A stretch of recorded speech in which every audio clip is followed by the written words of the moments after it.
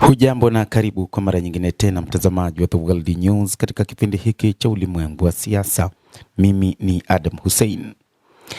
Marekani inasema Israel ilikolewa na silaha zao, na kama isingekuwa Marekani huenda Iran ingeiharibu sana Israel.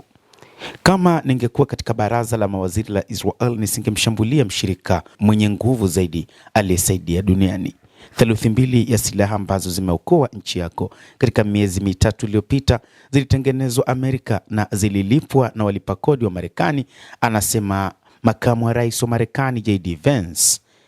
JD Vance, makamu wa rais nchini Marekani, ameongeza kuwa anasikitishwa kuona matamshi yanayotolewa na mawaziri wa Israel yakimlenga mkuu wa nchi ambayo inamhurumia na yenye nguvu kubwa duniani.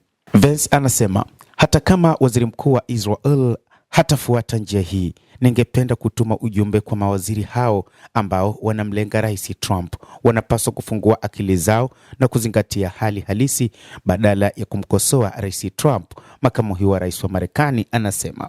Haya yanajiri kufuatia mawaziri kadhaa wa serikali ya Israel ambao wanakosoa mkataba wa maelewano kati ya Marekani na Iran, ambao wamesema hatufungwi na makubaliano ya Trump ambayo hayakuhakikishia usalama wa taifa letu.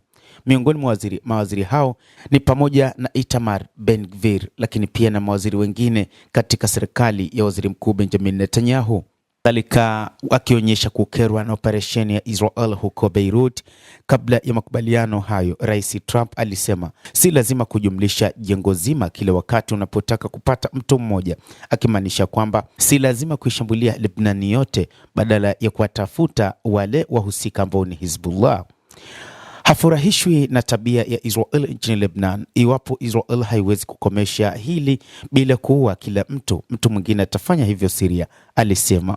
Hata kabla ya kauli ya Vance, rais wa Marekani alikuwa amesema katika taarifa zake kwamba Israel inapaswa kuishukuru Marekani. Baadhi ya wataalamu wanaelezea ukosoaji wa Israel unaofanywa na rais wa Marekani na kisha makamu wa rais kuhusu vita vya Iran kuwa ni mpasuko unaongezeka kati ya nchi hizo mbili. Nchi hizo mbili zinasalia katika maelewano hadi Marekani na Israel zilipoishambulia Iran tarehe 28 Februari na kutangaza kusitisha mapigano. Hata hivyo, Israel imeelezea wasiwasi wake kuhusu usitishaji wa vita mwezi Aprili. Mazungumzo yaliyofuata na hati ya sasa ya makubaliano yenye pointi 14. Serikali ya Israel tayari imeweka wazi kuwa haishiriki katika makubaliano hayo. Tunasonga mbele katika njia yetu kwa hekima na uamuzi mzuri, alisema waziri mkuu Benjamin Netanyahu. Netanyahu yuko chini ya shinikizo la kisiasa nchini Israel kuhusu mkataba wa maelewano kati ya Marekani na Iran na masharti yake, wanaeleza baadhi ya mawaziri wake pamoja na wanasiasa nchini Israel. Ninamwomba waziri mkuu ajitokeze na kuwafahamisha watu wa Israel na dunia nzima kuwa sisi si sehemu ya makubaliano haya, anasema Avigdor Lieberman, mkuu wa chama cha siasa cha upinzani. Hatukubali uhusiano wowote kati ya safu ya vita ya Iran na safu ya vita ya Lebanon. Tunatenda kwa maslahi ya Israel pekee, si kulingana na bei ya mafuta kwenye soko la hisa la kimataifa, aliongeza.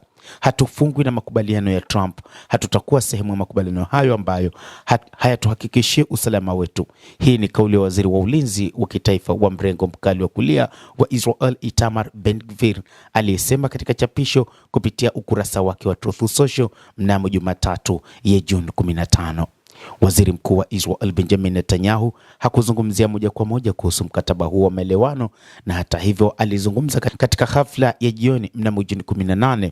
Netanyahu alisema kuwa Israel itahakikisha amani katika miji na vijiji vya kaskazini mwa nchi hiyo, sawa na ilivyorejesha usalama na ustawi katika maeneo karibu na ukanda wa Gaza.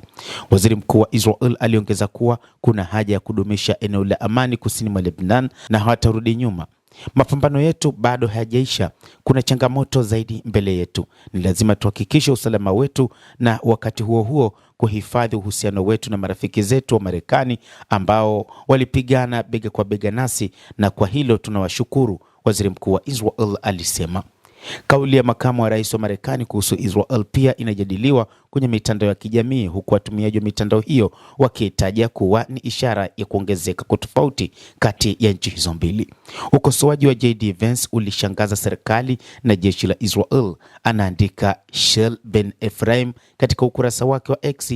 Mtaalamu wa uhusiano wa Marekani na Israel pia alisema wanashukuru kuwa ukosoaji huo ulitolewa kwa ombi la Rais Donald Trump.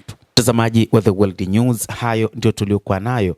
Ni kile kinachoelezwa kwamba kuna utofauti kati ya Marekani na Israel, hasa katika kipindi hiki ambacho Marekani imeamua kuingia katika kutatua mzozo wake na Iran. Lakini kauli ya makamu wa rais anasema Israel iliokolewa na silaha za Marekani, na lau isingekuwa Marekani, Israel huenda ingeharibiwa vibaya na Iran. Endelea kutufuatilia, lakini usisahau kulike, kucomment, kadhalika subscribe channel yetu hii. Mimi ni Adam Hussein, endelea kuwa nasi wakati wote, endelea kutufuatilia.